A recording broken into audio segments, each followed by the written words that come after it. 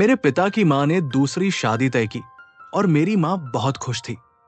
हालांकि मेरे पिता की दूसरी शादी का कोई कारण नहीं था। रात को मैं ये देखकर हैरान हो जाती थी कि जिस दिन मेरे पिता मेरी मां के कमरे में सोते थे, मेरी मां बेहोश हो जाती थी, और जिस दिन मेरे पिता अपनी दूसरी पत्नी के साथ सोते थे, मेरी मां की खुशी का ठिकाना नहीं रहता था। इस रहस्य को जानने के लिए एक दिन मैं अपनी मां के यहां सो गई, और जैसे ही मेरे पिता आए, मेरी मां शायद दुनिया की पहली महिला थी जो मेरे पिता के लिए दूसरी शादी तय करने के लिए मरी जा रही थी। जब भी कोई महिला उनके पास आती तो वो कहती, मेरे पति से शादी कर लो, जबकि मेरे पिता में कोई कमी नहीं थी। वो देखने में बहुत सुंदर थे और उनकी अच्छी कमाई थी। वो घर में कभी गुस्सा नहीं करते थे। वो मेरी मां से भी ज्यादा पढ़े लिखे थे और मेरी मां से छोटे भी थे। सबसे खास बात यह थी कि ये उनकी पसंद की शादी थी, लेकिन फिर भी मेरी मां चाहती थी कि वो दूसरी शादी कर ले। मैं 15 साल की थी और मेरा एक छोटा भाई था। हमारा परिवार पूरी तरह से भरा हुआ था। किसी चीज की कोई कमी नहीं थी। पहले तो हमें लगा कि मेरी मां मजाक कर रही है। मैंने अपने पिता से पूछा कि मेरी मां इस तरह की बातें क्यों कहती है। मेरे पिता ने कहा कि वो मजाक कर रही थी, लेकिन ये मजाक तब और अधिक गंभीर हो गया जब एक दिन वो एक मेहमान के साथ हमारे घर में आ गई और एक महिला से पूछा गया कि वो मेरे पति से शादी करे। उसकी बहू में से, क्या आपके पति को बहुत सारे ओट्स हैं, तो आप उसके लिए एक लड़की की तलाश क्यों कर रहे हैं? उसने कहा, ये मेरी इच्छा है और मैं अपने पति की दूसरी शादी करवाना चाहती हूं और मैं करवाऊंगी। उस दिन मेरी मां और पिताजी में झगड़ा हुआ। पिताजी ने कहा, तुम्हें क्या परेशानी है? मैं दूसरी शादी नहीं करना चाहता, तो तुम मेरे पीछे क्यों पड़े हो? अगर तुम्हें कोई परेशानी है तो मुझे बताओ, मैं उस परेशानी को हल कर दूंगा। इस तरह तुम बच्चों को तनाव में डाल रही हो। उन्हें दूसरी मां नहीं चाहिए और मुझे भी दूसरी पत्नी नहीं चाहिए। मैं तुमसे बहुत खुश हूं। मेरी मां ने कहा, तुम कैसे खुश हो सकते हो? तुम तो मौज कर रहे हो। मेरी जिंदगी बर्बाद हो रही है। पिताजी हैरान हो गए। उन्होंने कहा, क्या तुम्हारी जिंदगी बर्बाद हो रही है? मैंने तुम्हें नौकरानी के तौर पर भी रखा है। तुम्हें कोई काम नहीं करना पड़ता। बच्चे बड़े हो गए हैं। मैं कौन होता हूं तुम्हें हर साल बच्चा पैदा करने के लिए? मैंने तुम्हें सालों से परिवार से अलग रखा है। कोई संयुक्त परिवार प्रणाली नहीं है। फिर तुम्हारी जिंदगी क्यों बर्बाद हो रही है? क्या परेशानी है? और अगर तुम्हें परेशानी है तो अपनी परेशानी हल करो। तुम मुझसे शादी क्यों करना चाहते हो? आज बाबा ने ये काम पूरा कर लिया है, क्योंकि मेरी मां ने इसे ऐसा बनाया था। लेकिन मेरी मां के मन में एक ही बात थी, मैं तुम्हारी शादी करवा दूंगी, फिर मैनजीवन में शांति आएगी। केवल मैं ही जानता हूं कि मैंने तुम्हारे साथ ये वर्ष कैसे बिताए हैं। मैं एक इंसान हूं, कोई जानवर नहीं। बाबा ने भी वही कहा जो सब कह रहे थे, कि वो दुनिया की पहली महिला थी जो अपने ही हाथों अपना घर नष्ट करना चाहती थी। तुम मेरी शादी करवाना चाहते हो। पता नहीं किसने तुम्हारा दिमाग खराब कर दिया है। क्या तुम्हारा कोई दोस्त है जिसकी दोस्ती के लिए तुम अपने पति की कुर्बानी देने की सोच रहे हो? भगवान न करे, अगर मेरा कोई ऐसा दोस्त होता तो मैं पहली ही फुर्सत में तुम्हारी शादी उससे करवा देता। अभी दिक्कत यह है कि मुझे कोई लड़की नहीं मिल रही, लेकिन मैं चुप भी नहीं बैठूंगा। मुझे जो करना है करूंगा और मर जाऊंगा। बाबा ने कहा, मेरी बेटी 15 साल की होने वाली है। अब मेरी बेटी की शादी के बारे में सोचो। मेरी शादी का ख्याल अपने दिमाग से निकाल दो। मां ने कहा, पहले तुम्हारी शादी करवा दूंगी, मेरी जिंदगी में शांति रहेगी। मुझे सोचने के लिए कुछ समय मिलेगा।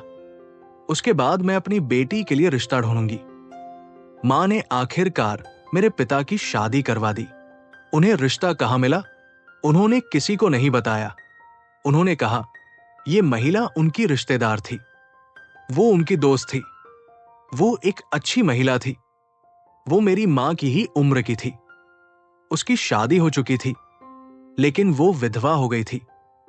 लेकिन ऐसा नहीं था कि उसे आश्रय मिल रहा था क्योंकि वो एक अच्छे परिवार से थी। ऐसे कई लोग थे जिन्होंने उसका समर्थन किया, शादीशुदा थे और अब उनकी शादी हो गई थी। मेरे पिता बैठे थे और कहा, मैं नहीं जाऊंगा। मुझे लगा कि मैं इसे अपने दिल में पछतावा कर रहा हूं। वो सीढ़ियों के नीचे से गिर गया। मां सोने से पहले बिस्तर झाड़ने में व्यस्त थी और उसी समय वे एक गाना गुनगुना रहे थे। वो इतनी संतुष्ट और खुश लग रही थी, मानो आज उसके पति की नहीं बल्कि उसकी अपनी शादी हो और उसे अपने सपनों का राजकुमार मिल गया हो। मुझे ये सब समझ नहीं आया। मां ने शांति से लाइट बंद कर दी और बिस्तर पर ऐसे लेट गई जैसे बिस्तर फूलों से बना हो। वो बिस्तर पर लेट गई जैसे आज पहली बार चैन से सो रही हो। उसने अपनी आंखें बंद कर ली और सो गई। सोते समय भी ये उनके चेहरे पर था। मैं भी वहां से वापस आकर अपने कमरे में सो गया, लेकिन मुझे ये सब हजम नहीं हुआ। मेरा दोस्त मेरे घर आया और बोला, तुम्हारी मां ने वाकई रिकॉर्ड बनाया है। उसने अपने पति की शादी इतनी खूबसूरत लड़की से करवाई और फिर उसे इससे कोई परेशानी नहीं हुई। नहीं, मैंने कहा। मैं वहीं सिर पकड़कर बैठी रही कि क्या हो रहा है। मेरी सहेली बोली, हो सकता है कि पति पत्नी के बीच कुछ गड़बड़ हो और तुम लोगों के सामने उन्हें नहीं बताती। हो सकता है कि तुम्हारे पिता तुम्हारी मां को पीटते हों और पति पत्नी के बीच बंद दरवाजे के पीछे क्या होता है इसके बारे में कौन जानता है। मैंने कहा, यह भी सच है, लेकिन फिर भी अगर घर में कोई परेशानी है और इतनी है कि उनकी शादी हो जाती है, तो कम से कम ये परेशानी थोड़ी हल हो जाए तो हमें भी बात करनी शुरू कर देनी चाहिए थी। उनके कमरे से कभी लड़ाई की आवाज नहीं आई, नहीं मां पिता ने कभी एक दूसरे पर कोई गुस्सा दिखाया, नहीं उनकी बातों से ऐसा कुछ हुआ। मैं भी कोई छोटी बच्ची नहीं हूं, मुझे सब पता है, लेकिन अब जो होना था हो गया। अब मैं प्रार्थना करती हूं कि घर का माहौल खराब ना हो। वैसे तो पूरा परिवार बात कर रहा है, मुझे उनकी बातें सुनकर गुस्सा आ रहा है, लेकिन मैं कुछ नहीं कर सकती। अब घर में एक और अजीब बात होने लगी। जब मेरे पिता मेरी सौतेली मां के कमरे में सोने जाते तो मेरी मां बहुत खुश होती और कहती कि उन्हें समय पर सोते हैं। मुझे कुछ भी नहीं बताता है। आप चाहते हैं कि आप किसी भी अन्य काम को भी सहमत कर सकें। मेरी मां बहुत खुश होगी, लेकिन अगर वो आया और मेरी मां के कमरे में सो गया, या तो अभी बेहोश हो जाता या उसकी तबीयत खराब हो जाती। मैंने सोचा, शायद ये मेरे पिता की गलती थी, वरना कौन सी औरत ऐसा काम करेगी। मैंने खुद को एक औरत की जगह रखकर सोचा, अगर मेरा पति मुझसे प्यार करता है, मेरा खर्च उठाता है और कभी मुझसे बदतमीजी से बात नहीं करता, तो फिर कौन वजह होगी कि मैं उससे दूसरी शादी करूं। एक आदमी दूसरी बार शादी क्यों करता है? किसी पुरुष की पहली शादी क्यों तय की जाती है? क्योंकि वो शादी के प्रति भावुक है। उनका कहना है कि मेरे जीवन में मेरे पिता की कोई गलती नहीं थी। वो कौन सी समस्या थी जिसके लिए मेरी मां विवाह को एकमात्र समाधान मानती थी? मां और पिताजी एक साथ रहते थे। जब खाने की बात आती थी तो वो घर से कुछ न कुछ लाती थी। वो भी उनके साथ जाती थी, जैसे मां और पिताजी खरीदारी करने जाते थे।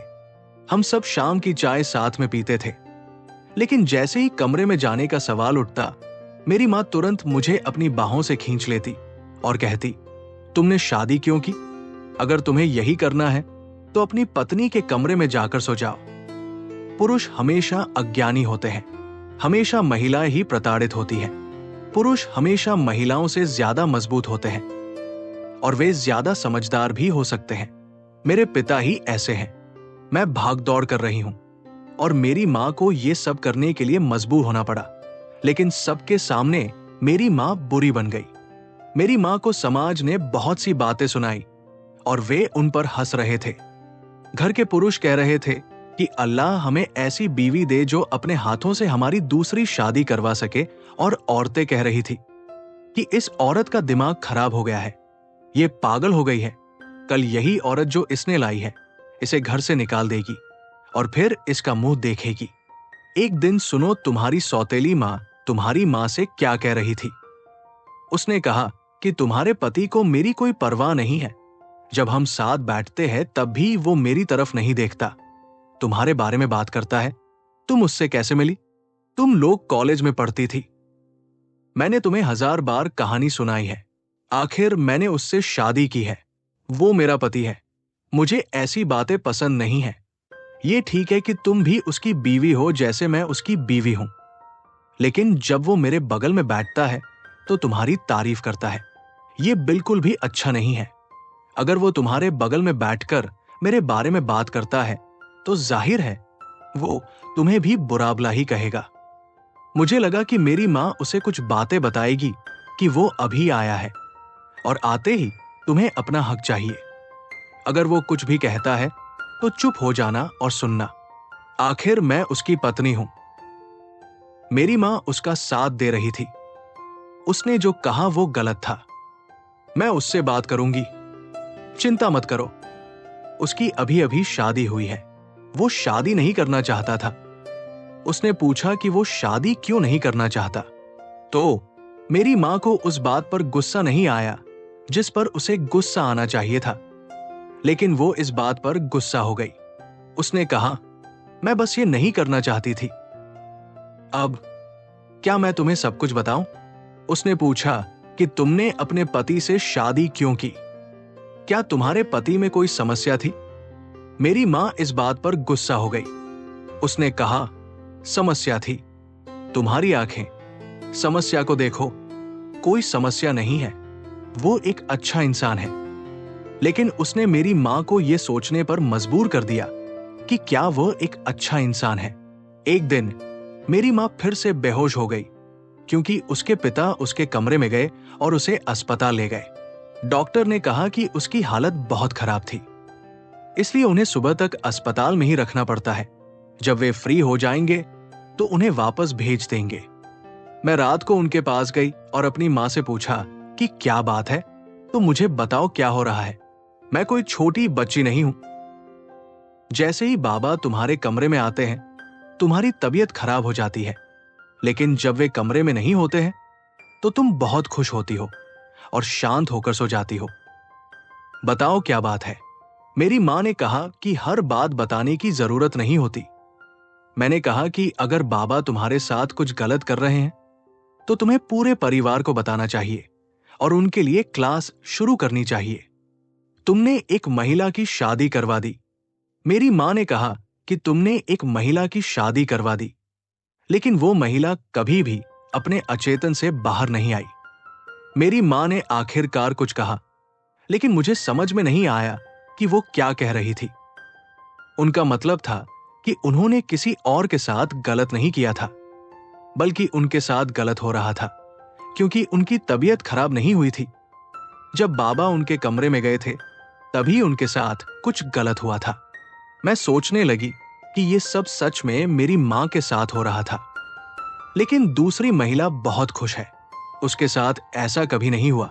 लेकिन यह रात को एक और अजीब बात हुई, और वो ये थी कि मेरी सौतेली मां चिल्लाती हुई अपने कमरे से बाहर आई और मैं भी बाहर हॉल में जा गया और मेरा भाई भी मुझसे पूछने लगा क्या हुआ, पर वो मुझे कुछ नहीं बता रही थी। उसने कहा, मुझे अपने घर जाना है, मुझे मेरे घर भेज दो। मेरे भाई ने कहा, तुम मुझे इस समय घर कैसे भेज सकती हो? उसने कहा, मोटरसाइकिल निकालो और मुझे मेरे घर छोड़ दो। मां एक तरफ चुपचाप खड़ी थी, वो कुछ नहीं बोल रही थी। उसने कहा, मुझे किसी से बात नहीं करनी, बस मुझे मेरे घर छोड़ दो। बड़े उसने मेरे भाई के पैर पकड़ लिए और कहा, मुझे घर पर छोड़ दो। भाई क्या कर रहा है? वो सौतेली मां को मोटरसाइकिल पर घर ले गया। अब हम सबका ध्यान मां पर था। जब तक मेरा भाई वापस नहीं आ गया मैंने कुछ नहीं कहा, पर मेरा भाई वापस आ गया। मैं मां के पास गया और कहा, अब बताओ क्या हुआ, पर मां कुछ नहीं बोल रही थी। पिताजी बाहर आए और बोले, क्या हुआ? तुम आधी रात को कोर्ट में क्यों खड़ी हो? वो ऐसे बात कर रहे थे जैसे कुछ हुआ ही नहीं, जबकि उनकी पत्नी वो चिल्लाती हुई अपने कमरे से बाहर आई। वो जागी ही नहीं थी और ऐसा क्यों करेगी? अचानक वो घर से चली गई थी। हम दोनों ही उलझन में थे कि हमारे माता पिता हमारे साथ क्या कर रहे हैं। मां ने मेरे पिता से कहा कि कुछ नहीं हुआ है, उसकी तबीयत खराब हो गई है। वे उसे अस्पताल ले गए। जब उसके माता पिता वहां आए तो वे उसे वापस अपने घर ले गए। उन्होंने कहा कि वो 2-3 दिन हमारे साथ रहेगी और फिर वे उसे भेज देंगे। मेरे पिता ने कहा, चलो ये अच्छा है। वैसे भी मैं उसके साथ नहीं रहना चाहता था। वो बहुत अजीब औरत है। तुम नहीं जानते कि उसने मेरी शादी किससे करवाई है। ठीक है, मैं सोने जा रहा हूं। बाबा कमरे में जाकर सो गए और हमने मेरी मां को अपने पास बैठाया और कहा, आज तुम्हें हमें सब कुछ बताना होगा, अन्यथा हम यहीं बैठे रहेंगे। मां की आंखों में आंसू आ गए और फिर मां ने हमसे कुछ ऐसा कहा जिससे हमारे पैरों तले से जमीन खिसक गई। आपके पिता को एक बीमारी है जिसमें रात को सोने के बाद किसी और का व्यक्तित्व उनमें प्रवेश कर जाता है। वे बिल्कुल एक जैसे व्यक्ति बन जाते हैं। कभी कभी ऐसा होता है, कभी कभी नहीं। शादी के शुरुआती दिनों में ऐसा होता था और जब पहली बार हुआ तो हमारी शादी को 7 महीने बीत चुके थे। फिर उसके बाद कभी 1 महीना, कभी 2 महीने, इस तरह की बातें होने लगी। उसका व्यक्तित्व अजीब है। वो मुझ पर हाथ उठाता है और मुझे बिल्कुल भी प्यार नहीं करता। वो मुझे मारने की कोशिश करता है। मैंने डॉक्टर से पूछा। डॉक्टर ने मुझे इस बीमारी का नाम भी बताया, लेकिन हमारे परिवार में किसी ने इस पर यकीन नहीं किया। मैंने ये बात अपने पति के कानों तक नहीं पहुंचने दी क्योंकि वो खुद को पागल न समझे। वो बहुत अच्छे इंसान हैं। उन्होंने पूरी जिंदगी मेरा ख्याल रखा है। मुझ पर जुल्म करने वाला मेरा पति नहीं है, मैं ये अच्छी तरह जानती हूं। लेकिन फिर ये रोज होने लगा और मेरा धैर्य जवाब दे गया। मैं स्वार्थी हो गई और मैंने सोचा कि मुझे उसकी शादी किसी और से करवा देनी चाहिए क्योंकि वो रात को मेरे कमरे में सोता था।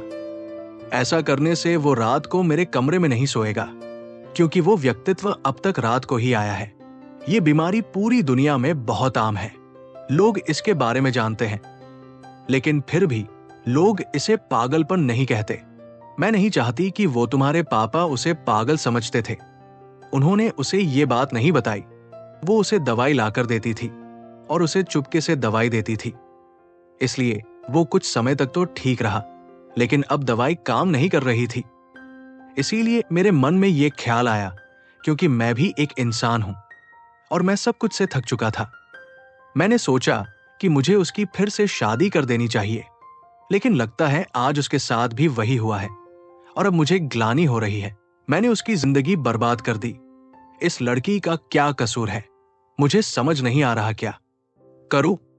हम अपनी मां को दिलासा दे रहे थे कि तुमने अपनी तरफ से सब ठीक किया, जो कर सकती थी वो किया, तुमने ये सब बर्दाश्त किया, तुमने किसी को पता नहीं चलने दिया, नहीं तो हमारे पापा पूरे खानदान में मशहूर हो जाते और फिर हमारे सामने का नजारा देखकर हमारे पैरों तले से जमीन खिसक गई, क्योंकि बाबा वही खड़े थे और उन्होंने सब कुछ सुन लिया था और उनकी आंखों में आंसू थे। वो मेरी मां के पास आए और उनसे माफी मांगते हुए बोले कि उन्हें नहीं पता था कि मेरे साथ ये सब हो रहा है और तुम भी ये सब सहती रही और मुझे नहीं बताया। मैं किसी को दुख नहीं पहुंचा सकती। मैं तुम्हें भी दुख नहीं पहुंचाना चाहती। मैं तुमसे बहुत प्यार करती हूं। उसने कहा कि मैं इस लड़की को छोड़ दूंगी क्योंकि मैं तुमसे प्यार करती हूं। लेकिन मेरी मां ने कहा कि तुम्हें उसे छोड़ना नहीं है, बल्कि उसे अपने पास रखना है। और उस लड़की ने खुद ही मेरे पापा के साथ रहने से मना कर दिया। उसने वापस आने से मना कर दिया और तलाक की मांग की। अब जब वो खुद ही तलाक मांग रही थी तो हम क्या कर सकते थे। पापा ने तलाक दे दिया और उसका इलाज करवाया। अब पापा बिल्कुल ठीक है, लेकिन अब क्योंकि वो खुद जानते थे कि मेरे साथ कोई समस्या है, वो खुद ही सावधान रहते थे।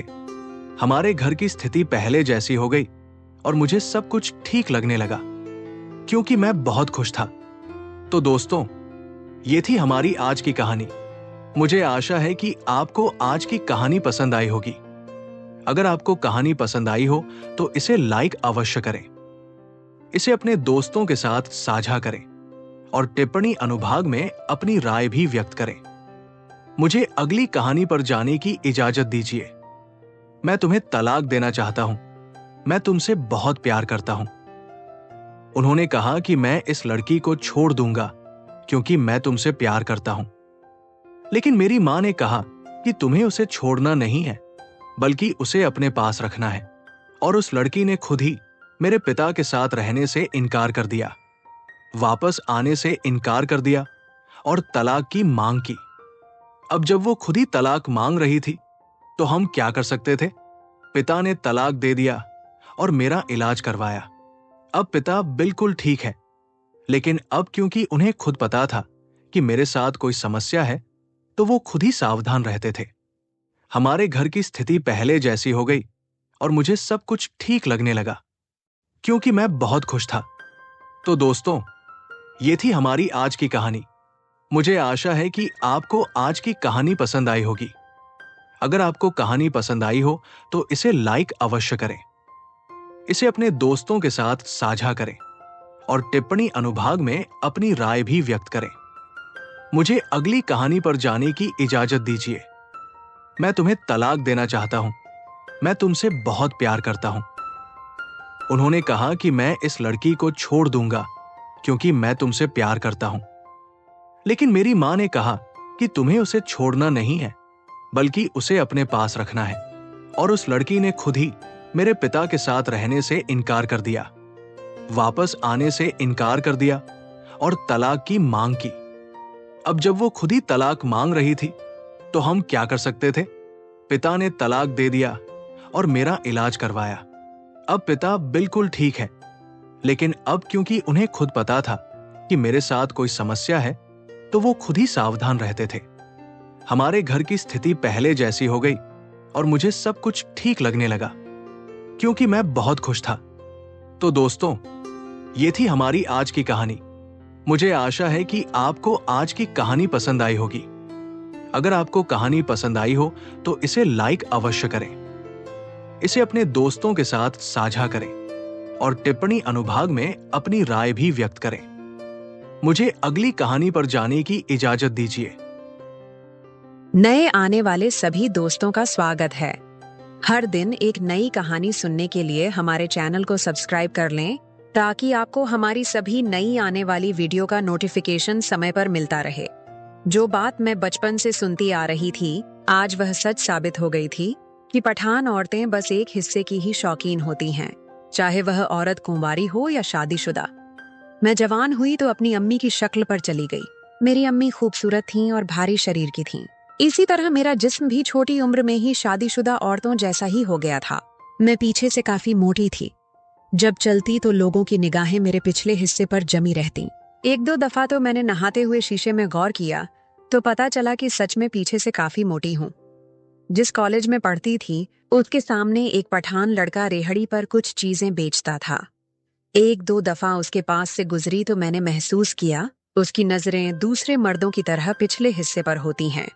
यहाँ तक कि जब तक मैं कॉलेज के अंदर न चली जाती, वह मुझे देखता ही रहता। वह बहुत खूबसूरत था, लेकिन अभी बहुत कम उम्र का था।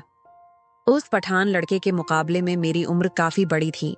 धीरे धीरे मैंने एक दो बार उससे कोई चीज लेकर खाई तो उससे मेरी दोस्ती हो गई। बाद में पता चला कि वह यतीम है और अपने बहन भाइयों का पेट पालने के लिए मजदूरी कर रहा है। मुझे उस पर बहुत तरस आता था। मैं रोज उससे कोई ना कोई चीज लेकर खा लेती। एक दिन मैंने बातों बातों में उससे जिक्र किया कि क्या सच में पठान इस हिस्से के शौकीन होते हैं, तो वह मुझे देखकर मुस्कुराने लगा और बोला कि अगर आपको यकीन नहीं आता तो आप मेरे साथ दिन चलकर देखें। मैं उसके साथ काफी फ्री हो गई थी, बिना झिझक उसके साथ बातें करती थी। उसके बार बार इसरार पर मैंने जाने का फैसला कर लिया। मैं जानती थी कि वह उम्र में मुझसे काफी छोटा है, वो चाहकर भी मेरा कुछ नहीं बिगाड़ पाएगा। उस दिन कॉलेज से छुट्टी हुई तो मैं उस पठान लड़के के साथ चली गई। मैंने कहा कि पहले मुझे दिखाओ तो फिर मैं तुम्हारी बात मानूंगी। उसने बिना झिझक अपनी इलास्टिक वाली निक्कर नीचे कर दी तो मेरी हंसी छूट गई, क्योंकि मेरी उंगली जितनी थी। उसने मुझे सोफे पर पोजीशन बनाने को कहा। मैं पोजीशन बनाकर उसका इंतजार करने लगी, लेकिन अगले ही लम्हे दर्द की वजह से मेरी चीख निकल गई। जब उसने सूखे ही हम कॉलेज से वापस आ रहे थे, इरम जबरदस्ती मेरा हाथ पकड़कर उस पठान लड़के की दुकान पर ले गई थी जो बताशा बनाकर बेचा करता था। इरम ने कहा, सुनो भाई, हमें 2 बताशे तो बनाकर दो। अच्छा बाजी, अभी बना देता हूँ, बस 2 मिनट में। मैं बोली, नहीं, 1 मिनट में बनाओ। अच्छा ठीक है, जैसा आप कहें। इरम गुस्से से मेरी तरफ देखने लगी थी। मैंने उसके कान में कहा, सुना था ये सिर्फ शादीशुदा औरतों को ही बताशा बेचता है। मैं तो शादीशुदा नहीं हूँ। वह मुझे गुस्से से घूरने लगी। क्या मतलब है नादिया तुम्हारा? क्या मैं शादीशुदा दिखाई दे रही हूँ इसको? कैसी अजीब बातें कर रही हो तुम भी ना। मत खाओ तुम। इरम एक बताशा लेकर वहीं से चल पड़ी थी। अच्छा, मेरी बात तो सुनो यार, मैं तो तुमसे बस मजाक कर रही थी। मैं इरम के पीछे पीछे जाने लगी थी और उसे छेड़ने लगी थी। कुछ ही देर में इरम भी हंस पड़ी थी। हम दोनों आधे रास्ते तक साथ रहे, फिर अपने अपने घर की तरफ चल पड़ी थीं। हम दोनों का घर थोड़े फासले पर ही था, इसलिए जल्दी पहुंच गई। अगले रोज इरम बहुत ही चुपचाप और खामोश ही दिखाई दे रही थी। मैंने कहा, क्या बात है इरम? मुझे बहुत ही उलझन सी होने लगी थी। इरम इस तरह चुपचाप खामोश, जबकि वह तो एक शोक चंचल सी लड़की थी, कहने लगी, कुछ नहीं, बस तबीयत थोड़ी ठीक नहीं है। सर दर्द सा हो रहा है कल से मुझे। मैंने कहा, चलो हम तुम्हारा चेकअप करवा लेते हैं। अरे नहीं यार, मैं ठीक हो जाऊंगी। ऐसे ही गर्मी की शिद्दत से हो रहा होगा। आजकल मौसम भी थोड़ा गर्म है। हाँ, ठीक कह रही हो सकता है। मैंने उसे तसल्ली देते हुए कहा। कॉलेज से वापसी पर मुझे बहुत ही हैरत होने लगी थी कि आज तो इरम ने बताशा खाने की भी बात नहीं की, नहीं तो वह रोज ही मुझे जोर जबरदस्ती करके वहां ले जाती थी। मेरे लाख मना करने पर भी मैं और इरम घर जा ही रहे थे कि अचानक इरम की तबीयत बिगड़ने लगी और वह चकरा कर गिरने लगी थी। मैंने सोचा, इसे घर तक छोड़ देती हूँ। यह इस हालत में भला घर अकेले कैसे जाएगी? मैं इरम के घर उसे छोड़ने चली गई थी। रास्ते में मैंने 2 उम्र की औरतों को उसी पठान की दुकान की तरफ जाते हुए देखा और वह लोग जाकर कहने लगी, भाई हम शादीशुदा औरतें हैं, हमें तो बताशा दोगे ना आप? वह मुस्कुराने लगा और हाथ बढ़ाकर उसने 2-4 बताशे दे दिए थे और वह हंसती हुई चली गई थी। मैं थोड़ी ही देर में इरम को लेकर उसके घर पहुंची तो उसकी अम्मी फौरन ही इरम को देखकर घबराने लगी। हाय मेरी बच्ची, क्या हुआ है? कहीं तो आज भी? मैंने हैरानी से उनकी तरफ देखा। वह जल्दी से इरम को बिस्तर पर लिटाकर मेरे साथ बाहर आई और कहने लगी, बेटा कुछ ठंडा लाऊं तुम्हारे लिए? मैंने कहा, अरे नहीं आंटी, बस ठीक है, मुझे भी देर हो रही है। और शुक्रिया बेटा तुम्हारा, जो तुमने आज इरम को यहाँ घर तक छोड़ दिया, नहीं तो कल तो हम सब लोग परेशान हो गए थे। इरम तो रास्ते में ही बेहोश हो गई थी और उसे कुछ लोगों ने यहाँ शाम में घर लाकर छोड़ा था और बताया कि आपकी बेटी रास्ते में ही बेहोश हुई थी और उसे हम लोग हॉस्पिटल ले गए थे। मैं तो यह सब सुनते ही चौंक पड़ी थी। कुछ दिनों बाद सब कुछ ठीक हो गया था और इरम की तबीयत भी ठीक हो गई थी। वह और मैं अब खुशी खुशी कॉलेज जाने लगे थे, मगर मेरे सामने ऐसी सुनी सुनाई बातें आ रही थीं कि सभी लोगों को हैरानी होने लगी थी। उन दिनों अचानक हमने टीवी पर न्यूज देखी कि 16 साल के पठान लड़के की दुकान से जिन जिन कुंवारी लड़कियों ने बताशा खाया वह गर्भवती हो गई हैं, जबकि वह लड़का तो सिर्फ शादीशुदा लड़कियों को ही बताशा बेचा करता था। यह खबर बहुत ही चौंका देने वाली और अजीबोगरीब थी। हम सभी घर में बैठे एक साथ यह खबर देख रहे थे। मुझे थोड़ा डर लगने लगा था, क्योंकि शायद यह उसी लड़के की बात कर रहे थे जो अनारकली रोड पर बताशे बेचता है। मगर वह तो मैंने भी यह खबर सुनकर होने लगी थी। मगर दूसरी तरफ अब्बा ने टीवी बंद कर दिया था कि यह कैसी बेहयाई जमाने में फैल रही है। भला यह कोई खबर है टेलीविजन पर देने की? और यह बातें सब झूठी हैं, ऐसा कहीं नहीं हुआ। अम्मी ने फौरन ही नजरें झुका ली थीं। भला यह सब खबरें कोई टीवी पर बताता है क्या? और अजीबोगरीब हरकतें दिखाई जा रही हैं। अम्मी और बाबा बहुत ही तसल्ली बख्श थे कि यह सब महज एक अफवाह है या फिर झूठी खबर, क्योंकि उस वक्त कोई भी तस्वीर और वीडियो नहीं आई थी, सिर्फ सनसनी सी खबर बताई गई थी। और दूसरी तरफ मेरे दिल में एक डर पैदा हो गया था, क्योंकि इस बारे में क्या था मैंने पहले ही सुन रखा था और आहिस्ता आहिस्ता ये खबर फैलती ही जा रही थी। और मुझे हैरत इस बात की थी कि अब तक न्यूज पर कोई वीडियो या तस्वीर क्यों नहीं दिखाई गई, और फिर अगर यह बात सच है तो उस कॉलेज का नाम क्यों अब तक सामने नहीं आया, और पुलिस कहाँ है? तो ये सब कुछ होने से रोक ही नहीं रही। मगर यह सब कैसे मुमकिन हो सकता है? भला बताशा खाने से कोई लड़की गर्भवती कैसे हो सकती है? ऐसा भी क्या इसमें? मैं और इरम इस बारे में कैंटीन में बैठे बात कर रहे थे कि इरम हंस पड़ी और बोली, यार बताशा तो मैंने भी खाया है, अगर वह वही बताशा है तो अब तक तो मुझे गर्भवती हो जाना चाहिए था। यार तौबा करो, अल्लाह न करे ऐसा हो। मैं घबराते हुए इरम को डांट रही थी, मगर इरम ने फिर से हंसी मजाक शुरू कर दिया था। यार, फिर तो उस लड़के को बांझ औरतों का इलाज सबसे पहले करना चाहिए अपने बताशे से। इस तरह वह बहुत पैसे कमाएगा और औरतों का भी भला हो जाएगा। और तुम भी ना यार, कभी तो किसी बात को गंभीरता से ले लिया करो। हर बात मजाक में अच्छी नहीं लगती। नादिया यार, छोड़ो ना। चलो आज हम फिर से बताशा खाने चलते हैं और देखते हैं वहां जाकर कुछ मालूम होता है क्या। क्या वही पठान लड़का और वही बताशे की दुकान की खबर बताई जा रही है या फिर कहीं और की है? मगर मेरे जहन में यह बात बिल्कुल सीधी साफ थी कि वह उसी दुकान की बातें कर रहे हैं, क्योंकि उस दिन वह औरतें जो खुद को उस लड़के को शादीशुदा बता रही थीं और जोर जोर से हंस रही थीं, और वह लड़का भी उन्हें बहुत ही अजीब नजरों से देख रहा था। मगर उस वक्त यह बात इरम को बतानी मुनासिब न थी। हम दोनों अपने अपने घर को चल पड़ी थीं और सारी रात मुझे सिर्फ और सिर्फ इरम की फिक्र थी कि भला वह ठीक है भी या नहीं। मैंने फौरन ही उसे फोन किया। वह हंस रही थी। बस कर दे यार, मेरी फिक्र मत करो, मैं बिल्कुल ठीक हूँ और जैसा तुम सोच रही हो वैसा हरगिज नहीं है। मैंने सोचा शायद इरम ठीक कह रही है। मैंने बेवजह ही जहन पर यह सब कुछ सवार कर लिया है। शायद मैं ही इन सब के बारे में कुछ ज्यादा ही सोच रही हूँ। मैं भी आराम से बेफिक्र होकर सुकून से सो गई थी। और अगले दिन जब हम लोग कॉलेज पहुंचे तो चारों तरफ एक अफरा तफरी का माहौल था और लोगों की भीड़ जमा थी। अल्लाह रहम करे, अचानक कॉलेज में ये सब क्या हो रहा है?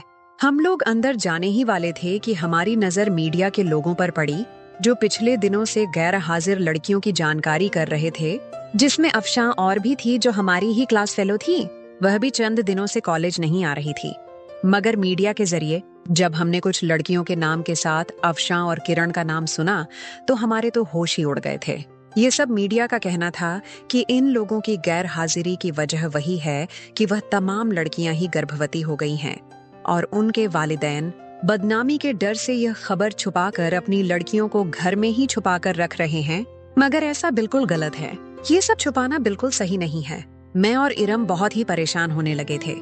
भला अब भी हम लोग इस खबर पर यकीन कर सकते हैं या फिर नहीं? अब भी यह कहा जा सकता है कि यह खबर झूठी है या अफवाह है। अब तो बस एक ही रास्ता था। इरम फौरन ही मेरा हाथ पकड़कर मुझे बाहर ले आई थी, क्योंकि आजकल जैसी घमाघमी और बदनामी के डर से बंद कर दिया गया था। और इरम मुझे कहने लगी, चलो यार, हमें फौरन ही अफशां और किरण के घर जाना चाहिए और देखना चाहिए कि यह सब क्या वाकई हकीकत है या महज सिर्फ अफवाह है। मैं और इरम फौरन ही अफशां के घर चले आए थे, मगर वहां तो ताला लगा हुआ था। हम दोनों बहुत ही फिक्रमंद होने लगे थे।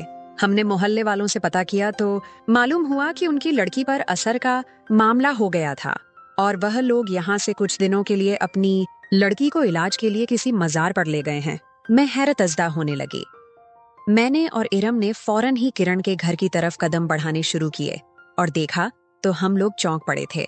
उसके घर पहुंचकर हम दोनों ही एक दूसरे को सवालिया नजरों से देखने लगे कि उसके वालिदैन के चेहरे से झूठ साफ जाहिर हो रहा था। वह कह रहे थे कि किरण अपने मामू की बेटी की शादी में उनके घर रहने गई है, जबकि किरण शायद घर में छुपी हुई थी। वापसी पर हमने घर से बाहर आते वक्त उसकी आवाज सुनी कि वह अपने ही वालिदैन पर गुस्सा करने लगी थी। बाबा, आप लोगों ने मेरी दोस्त से झूठ क्यों बोला? जबकि मैं और इरम ने फौरन ही खिड़की से झांक कर देखा तो किरण खड़ी अपने वालिदैन से सच छुपाने पर लड़ रही थी। उस पर नजर पड़ते ही हमारे होश ही खता हो गए थे। वह तो पेट ली खड़ी थी।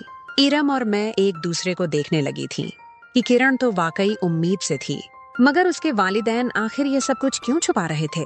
मुझे और इरम को मालूम हुआ था कि अक्सर हमारे कॉलेज की लड़कियां वहां उस अनारकली रोड से बताशा खाने जाती थीं और उस पठान लड़के से खूब मजे ले लेकर उसे छेड़छाड़ करती थीं।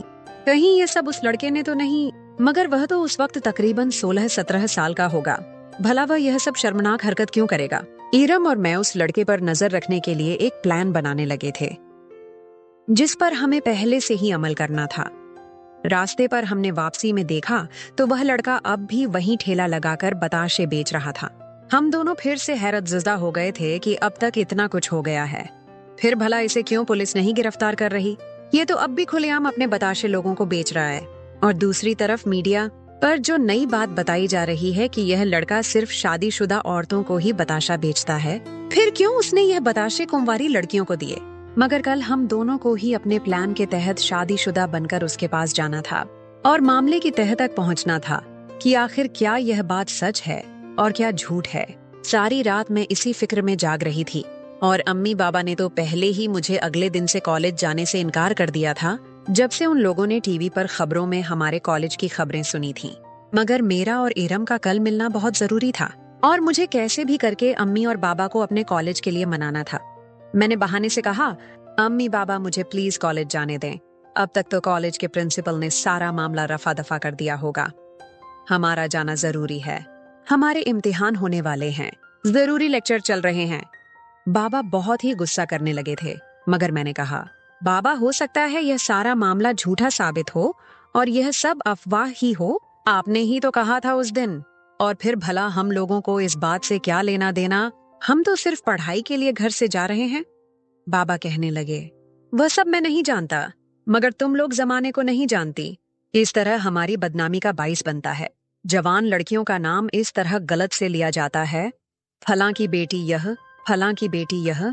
जमाना जरा देर नहीं लगाता और जवान लड़कियों की इज्जत पर भी जरा आंच आ जाए तो क्या गुजरती है। फिलहाल मैंने उस वक्त तो बाबा और अम्मी को कॉलेज के लिए मना ही लिया था और उन लोगों ने मुझे इजाजत भी दे दी थी। अगले रोज मैं कॉलेज पहुंची तो मामला अब भी बेहतर नहीं था। मीडिया की गाड़ियां अब भी बाहर ही खड़ी थीं और कुछ लोग बातचीत के लिए प्रिंसिपल के ऑफिस चले गए थे। मैंने इरम के इंतजार में आज सारा दिन ही निकाल दिया था, मगर इरम तो आई ही नहीं थी। मैंने सोचा हो सकता है टीवी खबरों के चलते उसके भी वालिदैन ने उसे कॉलेज न आने दिया हो। चलो इस प्लान को हम लोग कल अंजाम देंगे।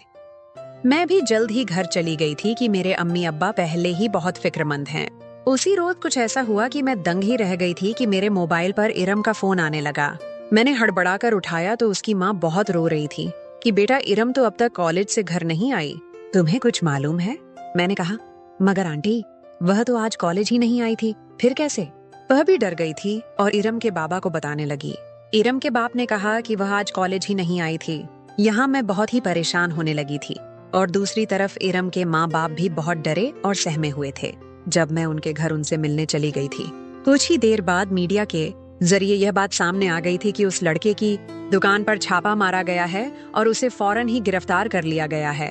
वह लड़का उन लड़कियों को बेहोश करके उनके साथ गलत काम करता था। मगर जिस वक्त यह खबर दिखाई गई थी तो पुलिस ने उस लड़के को गिरफ्तार कर लिया था। मेरी तो आंखें ही फटी रह गई थीं कि यह तो 16-17 साल का लड़का था जिसकी दुकान से हम लोग बताशा खरीदने जाते थे। इरम के गायब होने के पीछे भी इस लड़के का हाथ तो नहीं? अगले 5 दिनों तक मैं यूं ही परेशान रही, मगर अब तक इरम का कुछ पता नहीं चला था और वह अब तक लापता थी और मेरा दिल जोर से धड़कने लगा था। मैंने फौरन ही किसी को बिना कुछ बताए पुलिस स्टेशन पहुंची और मैंने अपना नाम बताए ही मुंह पर कपड़ा डालकर मैंने उस लड़के के खिलाफ बयान दिया कि ऐसे ऐसे मेरी दोस्त आज 10 दिनों से लापता है और मेरा मानना है कि इसके पीछे भी इसी लड़के का हाथ है। तो दोस्तों, कैसी लगी आपको आज की हमारी ये कहानी? उम्मीद है कि आपको कहानी जरूर पसंद आई होगी। अगर आपको कहानी पसंद आई हो तो वीडियो को लाइक जरूर करें और वीडियो को शेयर भी करें और मजीद इस तरह की वीडियोस देखने के लिए हमारे चैनल को सब्सक्राइब भी कर लें।